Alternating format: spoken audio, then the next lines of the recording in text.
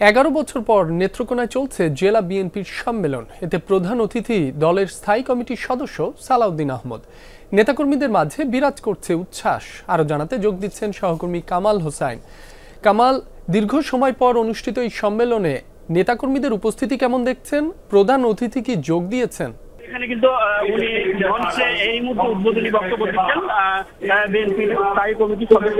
চেষ্টা করি এখানে কিন্তু উনি মঞ্চে এই মুহূর্তে উদ্বোধনী বক্তব্য দিচ্ছেন বিএনপির স্থায়ী কমিটির সদস্য এবং এর মধ্যে দিয়ে কিন্তু অনুষ্ঠান শুরু হয়েছে। এখানে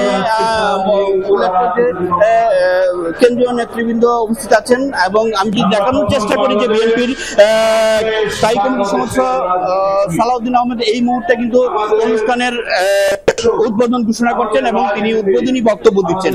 আমি সরাসরি ওনার বক্তব্যতেই যাচ্ছি। ওয়ালটন এখন দেশের সীমানা পেরিয়ে পৌঁছে গিয়েছে 50টিরও বেশি দেশে। ওয়ালটন, ঘরে ঘরে, বিশ্বজুড়ে। সবার আগে বাংলাদেশ, আমাদের মুখে সবার আগে বাংলাদেশ। বিদেশে আমাদের কোনো প্রভু থাকবে না, বিদেশে আমাদের বন্ধু থাকবে। যারা এই দেশকে পরত রাজ্যে পরিণত করতে চেয়েছিল তাদের ঠাঁই হয়েছে সেই আশ্রিত হিসাবে। সেই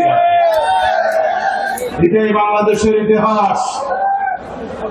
বাংলাদেশের জন্মলগ্ন স্বাধীনতার সূচনা করেছিলেন আমাদের দলের প্রতিষ্ঠাতা রাষ্ট্রপতি জিয়াউর রহমান। জিয়াউর রহমানের জন্ম হয়েছিল দেশের স্বাধীনতা ঘোষণার জন্য।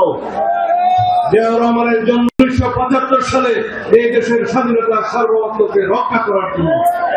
জন্ম হয়েছিল 1979 সালে বাংলাদেশ জাতীয়তাবাদী দলের, যে দলের প্রতিষ্ঠার উদ্দেশ্য হচ্ছে এই দেশকে বহুদলীয় গণতন্ত্র দিতে হবে।